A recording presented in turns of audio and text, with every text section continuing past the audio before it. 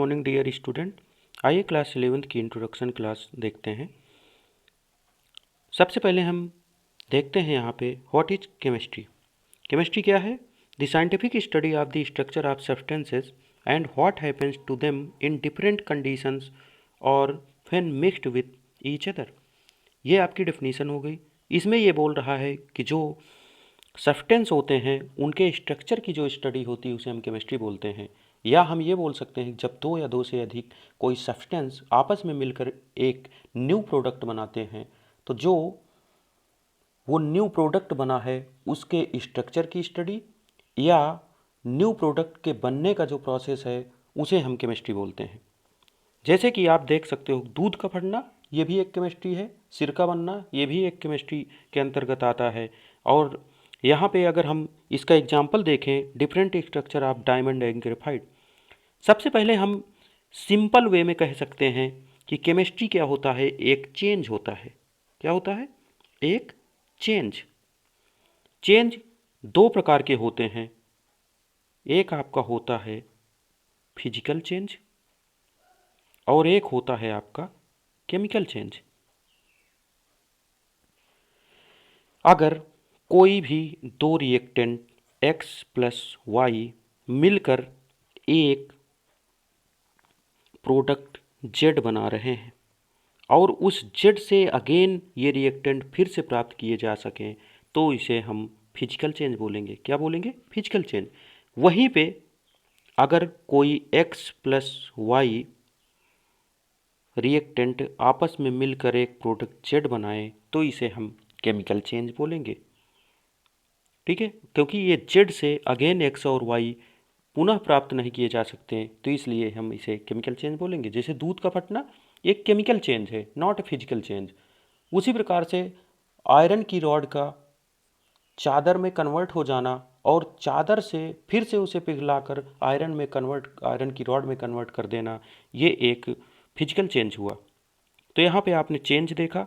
उसके बाद हम एग्जाम्पल में आते हैं, जैसे कि यहाँ शो किया गया है different structure of diamond and graphite. तो डायमंड और ग्रेफाइट के डिफरेंट स्ट्रक्चर के बारे में यहाँ पे जैसा स्लाइड में दिखाया गया है कि जो डायमंड और ग्रेफाइट हैं formed by pure carbon only joint together by covalent bond. सबसे पहले देखते हैं कोवैलेंट बॉन्ड किसे बोलते हैं। कोवैलेंट बॉन्ड हम उसे बोलते हैं जहाँ पे शेयरिंग होती है, शेयरिंग ऑफ इलेक्ट्रॉन्स। जो शेयरिंग से बने होते हैं बॉन्ड उसे हम कोवैलेंट बॉन्ड बोलते हैं। कोवैलेंट बॉन्ड तीन प्रकार के होते हैं। जब एक एक इलेक्ट्रॉन की शेयरिंग होती है किन्हीं भी दो एटम के बीच में उसे सिंगल बॉन्ड बोलते हैं। जब दो दो इलेक्ट्रॉन की शेयरिंग हो जाए आपस में साझा करके दो दो दो इलेक्ट्रॉन का साझा करके बॉन्ड बनाते हैं उसे डबल बॉन्ड बोलते हैं। और जब तीन तीन इलेक्ट्रॉन आपस में साझा करके तीन इलेक्ट्रॉन का साझा करते हैं जब कोई दो एटम तो उसे हम ट्रिपल बॉन्ड बोलते हैं। तो ये तीन प्रकार के कोवैलेंट बॉन्ड होते हैं।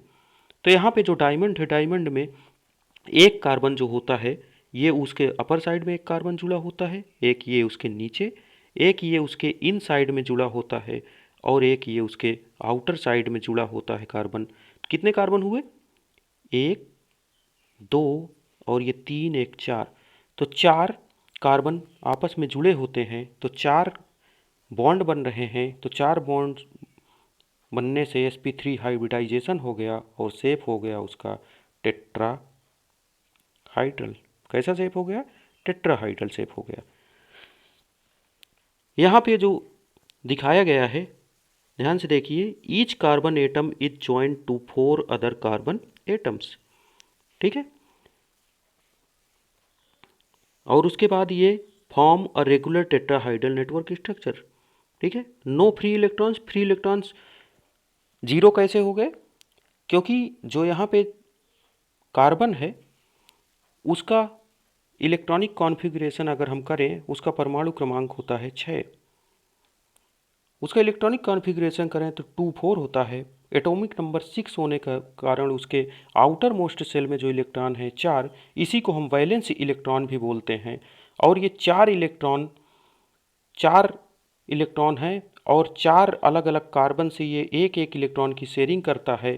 तो ये चारों इलेक्ट्रॉन इसके पेयर्ड हो गए। पेयर्ड होने के कारण फ्री इलेक्ट्रॉन जीरो हो गए क्योंकि सभी पेयर्ड हैं, स्टेबल हो गए। तो जो बॉन्ड बना लिए, स्टेबल बॉन्ड बना लिए, इसलिए डायमंड क्या हो गया, हार्ड हो गया। इसकी प्रॉपर्टीज अगर देखें तो ये वेरी हार्ड होता है, ये यहाँ पे शो किया गया है। और इसका यूज जो है वो कटिंग टूल्स में यूज किया जाता है, जो मेटल है उसको कट करने के लिए डायमंड का यूज किया जाता है, क्योंकि इसकी जो एजेज होती हैं शार्प होती हैं, तो काटने में इससे आसानी होती है। वहीं पे अगर हम देखें ग्रेफाइट की, तो ग्रेफाइट में जो एक कार्बन होता है वो 3 कार्बन से जुड़ा होता है, इस प्रकार से ये भी नेटवर्क स्ट्रक्चर शो करता है। इस प्रकार से सभी कार्बन इस प्रकार से 3-3 कार्बन से जुड़े होते हैं और ये एक लेयर्ड स्ट्रक्चर बनाता है। ठीक है, इसमें जो इसका शेप है वो हेक्सागोनल लेयर्ड स्ट्रक्चर होता है और यहाँ पे जो फ्री इलेक्ट्रॉन है वो जीरो नहीं होते हैं, नंबर ऑफ फ्री इलेक्ट्रॉन्स यहाँ पे प्रेजेंट होते हैं, जिसलिए अगर हम ग्रेफाइट को टच करते हैं तो हाथ में हमारे चिपक जाता है। और अगर इसकी प्रॉपर्टीज़ हम देखें तो इसमें इलेक्ट्रिसिटी फ्लो कर सकती है, ये यहाँ पे दिखाया गया है।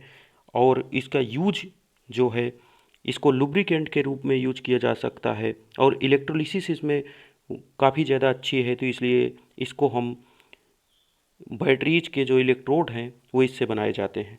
ठीक है, आइए आगे चलते हैं। तो यहाँ पे हमने क्या देखा कि जो डायमंड और ग्रेफाइट हैं ये दोनों प्योर कार्बन एटम से मिलकर बने हैं, लेकिन इनमें जो एटम्स हैं कार्बन कार्बन, वो कार्बन एटम्स का अरेंजमेंट डिफरेंट है। इसमें sp3 हाइब्रिडाइजेशन है, उसमें sp2 हाइब्रिडाइजेशन है, इसका शेप डायमंड का टेट्राहाइड्रल है, ग्रेफाइट का हेक्सागोनल है। अब ये हम कहाँ पे देखेंगे, ये केमिकल बॉन्डिंग वाले चैप्टर में देखेंगे कि कैसे sp3 हुआ, कैसे sp2 हुआ, उसका शेप कैसे बदला। वहाँ पे हम लोग ये जान पाएंगे कि शेप कैसे उसका डिसाइड होता है। ठीक है, तो आइए आगे चलते हैं। तो ये एक सॉफ्ट हो गया, एक हार्ड हो गया। ये क्यों हुआ, क्योंकि स्ट्रक्चर दोनों का डिफरेंट हो गया। मतलब कार्बन कार्बन से ही मिलकर डायमंड बना है और कार्बन कार्बन से ही मिलकर ग्रेफाइट बना है। डायमंड हार्ड हो गया, ग्रेफाइट सॉफ्ट हो गया। उसके बाद देखते हैं इम्पोर्टेंस ऑफ केमिस्ट्री। तो ये आपके फूड की फील्ड में जो इसका इम्पोर्टेंस है, जैसे कि आप देखते हो फर्टिलाइज़र के रूप में इसका यूज़ किया जाता है। सबसे पहले हम यहाँ देखते हैं कि जो केमिकल्स हैं, ये जैसे आपके विटामिन्स हो गए, प्रोटीन्स, फाइबर्स हो गए, ये सभी केमिस्ट्री के थ्रू ही बनते हैं। यहाँ पे जो ये प्रिजर्वेटिव हो गए, आपके सप्लीमेंट्स हो गए, ये भी सभी केमिस्ट्री के थ्रू ही बनते हैं। इसको एक बार ओवरव्यू आप पढ़ लेना, बस नॉलेज के लिए इसमें मैंने अटैच कर दिया है इस स्लाइड को। और वहीं पे अगर हम केमिस्ट्री को देखें तो ये न्यूट्रिशियस क्रॉप्स हो गए, आपके फ्रूट्स हो गए, और उसके बाद सोडियम नाइट्रेट सिग्निफिकेंट फर्टिलाइजर्स हो गए। ठीक है, तो ये आपकी फूड की फील्ड में इसके इम्पोर्टेंस है। उसके बाद अगर हम ये यहाँ पे मैंने शो कर दिया है इस स्लाइड को, जैसे कि यहाँ पे ये सभी जितने मतलब यहाँ पे फूड एडिटिव्स हैं, इनके बारे में एक बार पढ़ लेना। ये सभी फूड एडिटिव्स हैं, इनको आप एक बार देख लोगे तो कभी मतलब आपको पता चल जाएगा, देखोगे कि हाँ ये भी फूड एडिटिव्स की श्रेणी में आता है। उसके बाद अगर importance of chemistry in medicine के फील्ड में, तो आप जानते हो जितने भी यहाँ पे दवाइयाँ बनती हैं, सिरप बनते हैं, ये सभी केमिस्ट्री के थ्रू ही बनते हैं, जो फार्मा कंपनीज बनाती हैं। ठीक है, एनाल्जेसिक्स हो गई, जैसे यहाँ पे ये ट्रंक्विलाइजर्स हो गया, एंटीसेप्टिक हो गई, डिसइंफेक्टेंट्स हो गए, आपके एंटीबायोटिक्स, एंटासिड्स हो गए। एनाल्जेटिक्स हो गए are pain relievers that are use to treat a variety of elements. उसके बाद ट्रंक्विलाइजर्स अगर देखें, और medications that are use to treat mental illness, take for instant tension. ठीक है, टेंशन के और मेंटल इलनेस के लिए ट्रंक्विलाइजर्स यूज किए जाते हैं। जो एंटीसेप्टिक्स हैं वो किस लिए यूज की जाती हैं, आर यूज टू डिस्ट्रॉय और protect the growth of micro organisms on the skin, wounds and cuts. तो एंटीसेप्टिक दवाइयाँ यूज की जाती हैं। और डिसइंफेक्टेंट्स हो गए आपके, जो डिस्ट्रॉय करने के लिए ये माइक्रो ऑर्गेनिज्म को डिस्ट्रॉय करने के लिए यूज किए जाते हैं। डेंजरस टू ह्यूमन, मतलब ये डेंजरस भी होते हैं। ठीक है, उसके बाद अगर हम देखें एंटीबायोटिक्स आपकी होती हैं, जो जैसे अभी एंटीबायोटिक्स यूज कर रहे हैं बैक्टीरिया को किल करने के लिए। जैसे अभी आप लोग देख रहे थे कि एंटीबायोटिक 3 प्रकार की होती हैं, यूज की जाती हैं, first stage, second stage, third stage. यदि फर्स्ट स्टेज किसी को काम नहीं कर रही है तो उसको हम डोज बढ़ा के सेकंड स्टेज में देते हैं, जिससे अभी हमने कोविड-19 के टाइम में देखा कि वहाँ यहाँ पे सेकंड स्टेज दवाइयाँ यूज़ की गई, तो अब फर्स्ट स्टेज जल्दी काम नहीं करेंगी, क्योंकि उसके बाद तो थर्ड स्टेज ही काम करेगी। इसलिए जो एंटीबायोटिक्स है उसको जब भी लें थोड़ा उसकी डोज कम ही ले शुरू में। अगर वो काम ना करे तब जाके डॉक्टर्स उसको सेकंड स्टेज या थर्ड स्टेज के लिए लागू करते हैं। उसके बाद एंटासिड्स हो गए आपकी, जो these are the compounds that are use to eliminate acid. ठीक है, जो स्टोमक होता है उससे जो एसिड्स होते हैं उसको एलिमिनेट करने के लिए, पीएच कम करने के लिए किया जाता है। उसके importance of chemistry in cosmetics.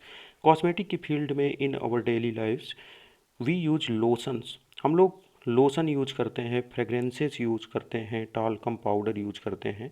ठीक है, जैसे कॉस्मेटिक गुड्स यूज करते हैं। तो ये क्या करता है, ये पीएच ऑफ और स्किन को मेंटेन करता है और कीपिंग हेल्दी, हमारी स्किन को और बॉडी को हेल्दी करने के लिए यूज किया जाता है। उसके बाद अगर हम देखें importance of green chemistry, green chemistry में कौन सी श्रेणी आती है, जो एयर वाटर सॉइल होती है। क्या होती है, जो एयर वाटर और सॉइल होती है, ठीक है, उसको इन्वायरमेंट को प्रोटेक्ट करने के लिए ग्रीन केमिस्ट्री यूज की जाती है कि उसके लिए हम क्या करें। ठीक है, जैसे यहाँ पे एयर कंडीशनर, एसी में आप लोग सीएफसी का यूज होता है। रेफ्रिजरेंट जो यूज होते हैं वो बहुत ज़्यादा हमारे ओजोन लेयर को डिफेक्ट करते हैं और उससे ये आपकी ग्लोबल वार्मिंग भी बढ़ती है। इसमें क्या होता है, जो इससे गैसेज निकलती हैं, जैसे CO2 गैस हो गई, ये CO2 गैस जो सन से आने वाली आपकी रेज हैं, उन रेज को ये एब्जॉर्ब कर लेते हैं और उसको वापस लौट के नहीं जाने देते, जिससे कि अर्थ का टेम्परेचर बढ़ता जा रहा है। इसे ही ग्लोबल वार्मिंग बोलते हैं। ठीक है, उसके बाद इसको एक बार ओवरव्यू आप लोग पढ़ लेना। Importance of chemistry in soaps and detergent. जैसे सॉप्स होते हैं, सॉप्स बेसिकली टू टाइप्स के होते हैं, एक सोडियम से बनने वाले जो होते हैं और एक पोटेशियम से। जो सोडियम वाले होते हैं, जैसे कि आप लोग यूज करते हैं, कोई भी सॉप्स ले लीजिए जो थोड़ा हमारी स्किन को रूखापन देती है, जैसे कि डिटॉल हो गई, डिटॉल साबुन। और वहीं पे अगर पियर्स की बात करें, जैसे ये आपकी पोटेशियम की बनी होती है, तो ये थोड़ा स्मूथ करती है हमारी बॉडी को। तो ये अलग अलग कंडीशन में अलग अलग यूज करना चाहिए। तो ये वाली सॉप्स जो होती हैं, जैसे पियर्स हो गई, ठीक है, तो ये ज़्यादा अच्छी होती हैं और वहाँ पे ये रूखापन हमारे बॉडी को देती हैं। तो अपने अपने बॉडी के हिसाब से उसको हम यूज करते हैं। तो यहाँ पे ये इम्पोर्टेंस उसका शो किया गया है। सोप और डिटर्जेंट भी केमिस्ट्री के थ्रू ही बनाए जाते हैं। तो यहाँ पे अगर हम देखें importance of chemistry in textile, textile की फील्ड में जैसे देख सकते हो wool, silk, jute, cotton, flax, glass fibre, polyesters और एक्राइलिन, नायलॉन हो गया। ये सभी क्या है, जो टेक्सटाइल फील्ड है उसमें इसका इम्पोर्टेंस देखा जा सकता है कि ये सभी उसी के थ्रू बनाए जाते हैं। टॉवल्स हो गया, फर्नीचर, कारपेट्स, बैग्स। ठीक है, तो यहाँ पे पेंटिंग्स, फिनिशिंग, ये सभी टेक्सटाइल की फील्ड में आते हैं जो हमारे डेली लाइफ्स में यूज होते हैं। और उसके बाद अगर हम देखें importance of chemistry in building and construction, तो chemical items such as bricks, cement, pipelines and other building materials all play an essential part in the quality of construction। ठीक है, जैसे आपका जो सीमेंट होता है और वो बालू, उसका मिक्सर बना के जैसे ईंटों को जोड़ने के लिए यूज किया जाता है। ठीक है, तो ये सभी एक केमिस्ट्री के अंदर ही आते हैं। ठीक है, उसके बाद आगे चलते हैं importance of chemistry in fuel. तो fuels are the sole thing that allows us to travel by land, sea and air nowadays. ठीक है, petrol, diesel, LPG, CNG, kerosene oil and other fuels are all obtained through sophisticated refining procedures। ठीक है, तो ये सभी earth crust हैं, ये सभी निकाले जाते हैं ज़मीन से और केमिस्ट्री में इनका भी बहुत ज़्यादा यूज है। ठीक है, इंपॉर्टेंस ऑफ जो डेली लाइफ में हमारी यूज किए जाते हैं। Importance of chemistry in battery, battery में जैसे देखते हो इलेक्ट्रोलिसिस हो के लिए हम लोग रॉड यूज करते हैं और बैटरी में जो H2SO4 सल्फ्यूरिक एसिड यूज किया जाता है। ठीक है, उसके बाद इलेक्ट्रॉनिक डिवाइसेस हो गए, वॉचेस, लैपटॉप, ये भी सभी इसमें जो बैटरियाँ यूज की जाती हैं वो सभी केमिस्ट्री के थ्रू ही बैटरी बनाई जाती हैं और ये सभी यूज की जाती हैं। तो इस फील्ड में भी बहुत ज़्यादा इसका यूज है।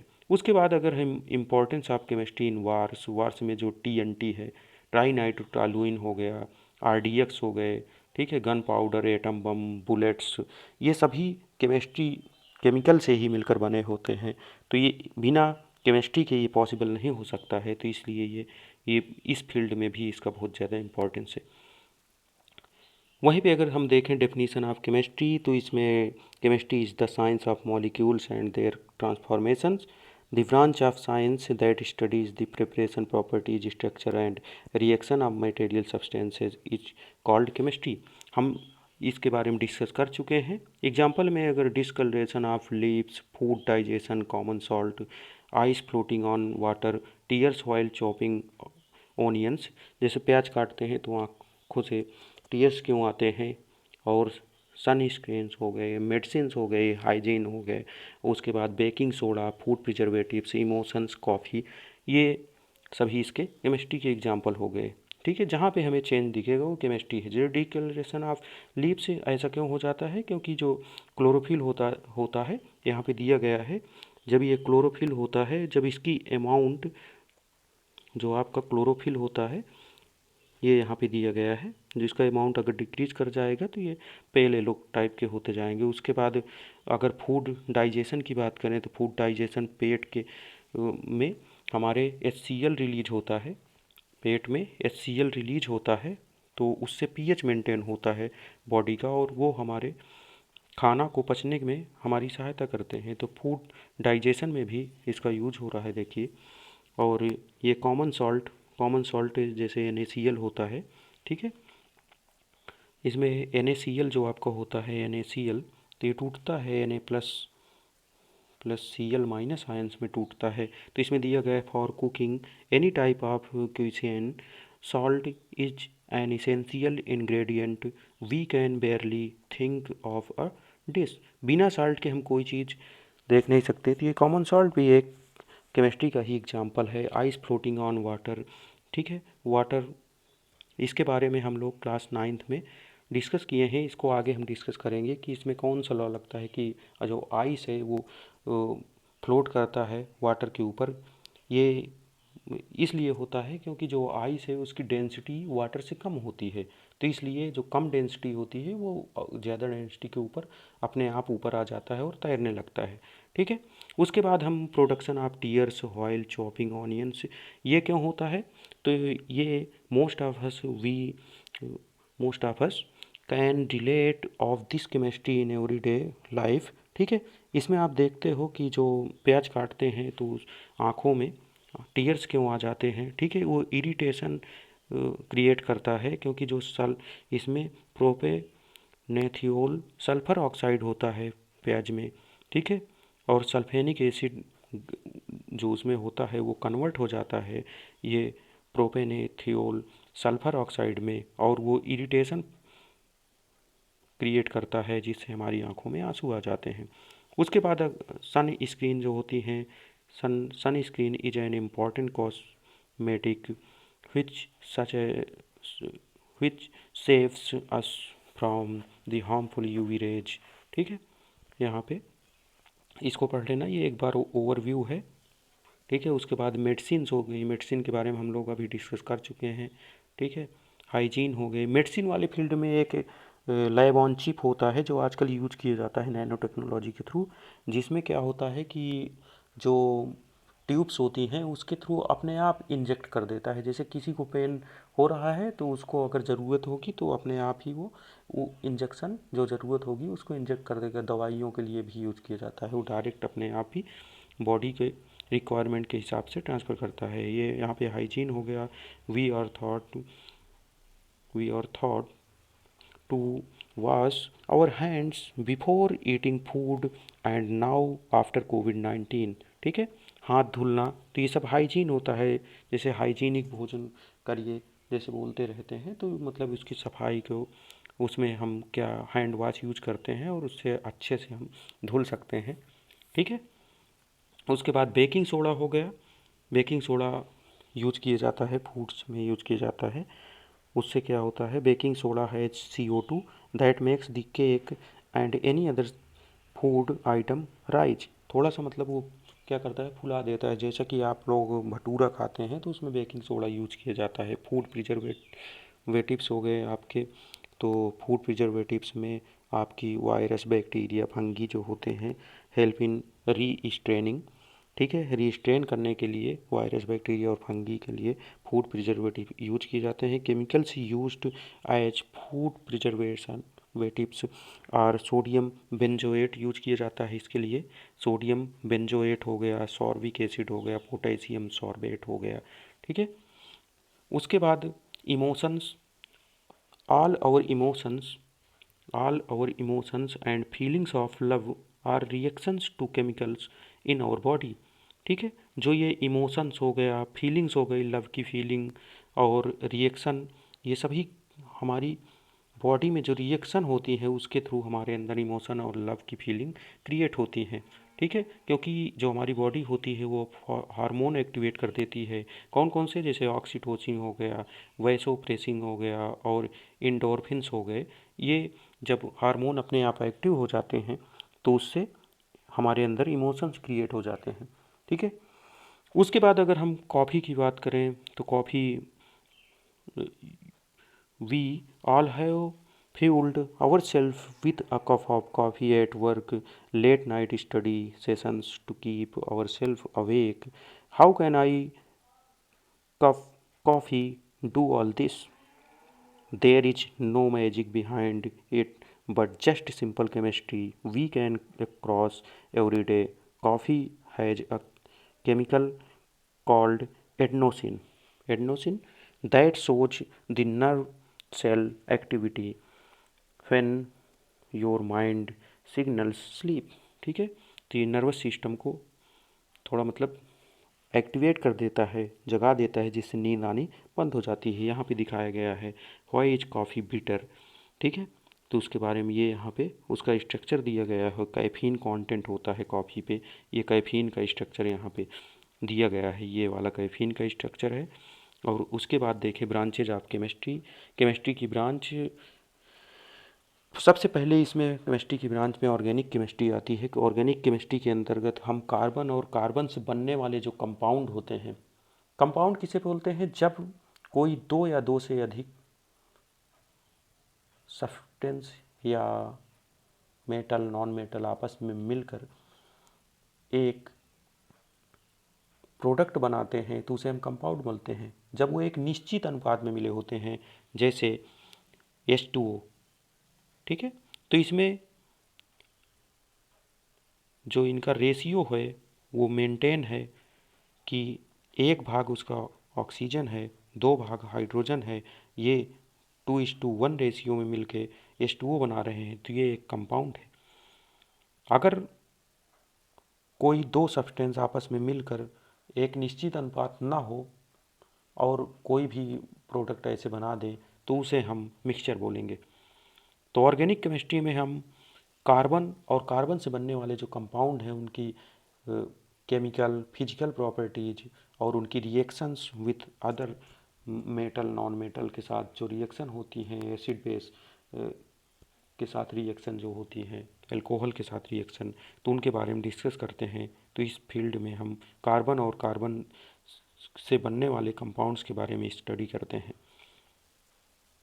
जैसे यहाँ देख रहे हो, ये ऑर्गेनिक कंपाउंड्स के अंतर्गत जैसे पेपर हो गया, नेल पॉलिश, कैंडल हो गया, फैब्रिक हो गया, सोप, गैसोलीन हो गए, ये ऑर्गेनिक केमिस्ट्री के अंतर्गत आते हैं।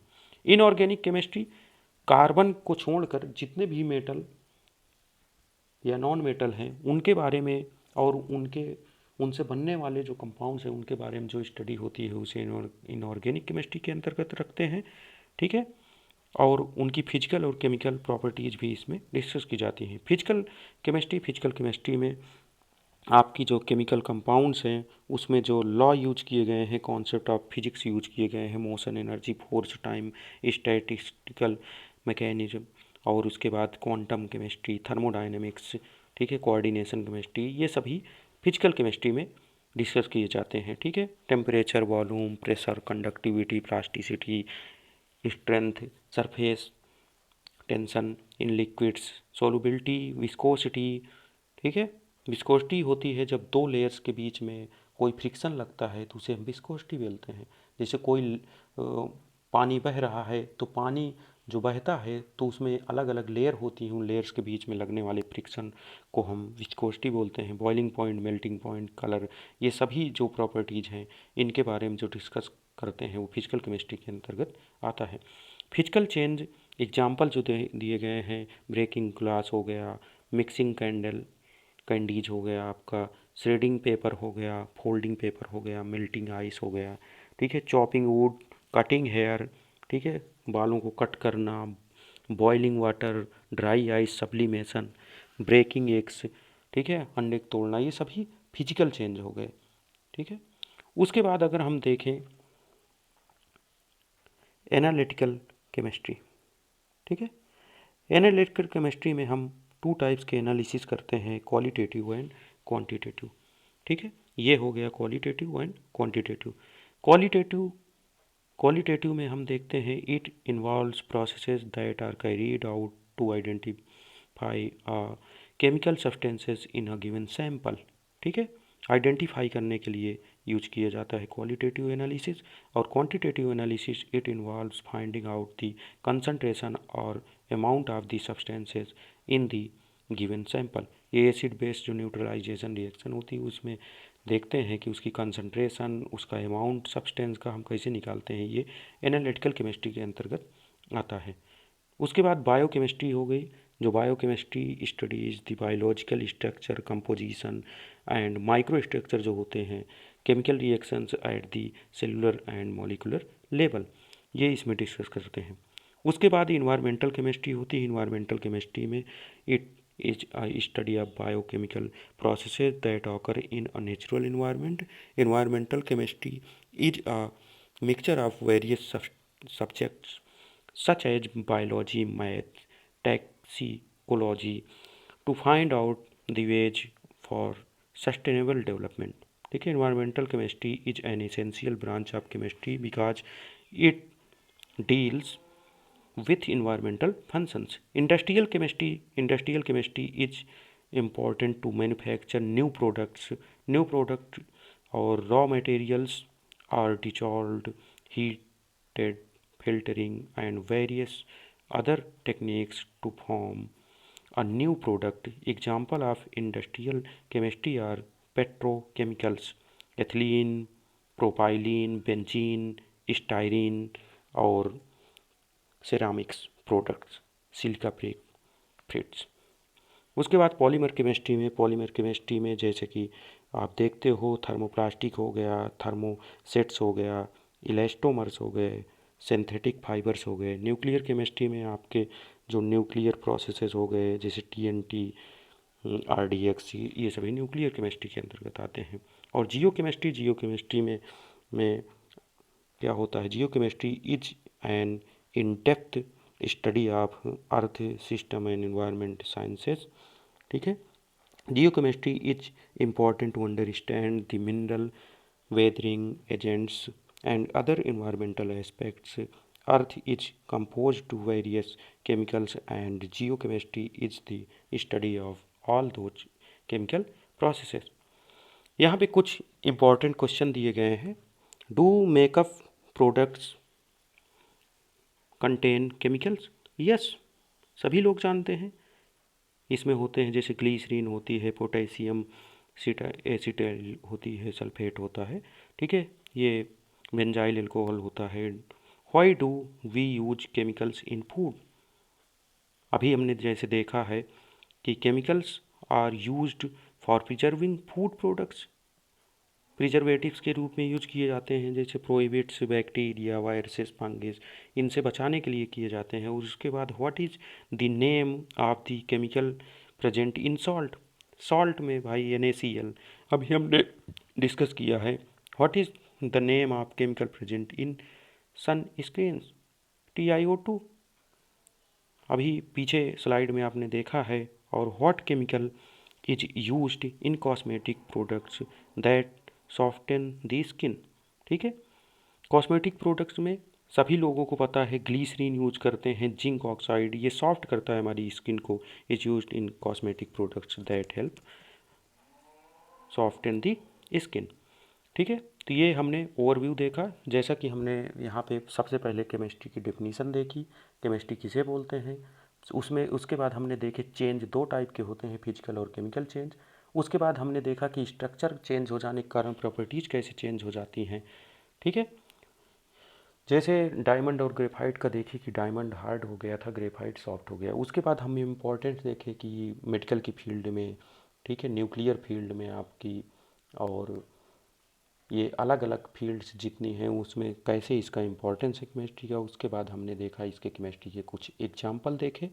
उसके बाद हमने इसकी ब्रांचेस देखी केमिस्ट्री की, ऑर्गेनिक, इनऑर्गेनिक, एनालिटिकल और फिजिकल। ठीक है। तो इसके आगे हम चैप्टर 1 स्टार्ट करेंगे, ये इंट्रोडक्शन क्लास थी। ठीक है। इसके आगे हम क्रम बाई क्रम बेसिक से इसको स्टार्ट करके और अच्छे से समझाते हुए चलेंगे। जिसको जीरो लेवल पे भी केमिस्ट्री आती है उसको भी आराम से समझ में आने लगेगी। तो दोस्तों, आप ज्ञान कवच चैनल को सब्सक्राइब कर लीजिए, और वीडियो अगर आपको अच्छी लगी हो तो इसको लाइक करिए।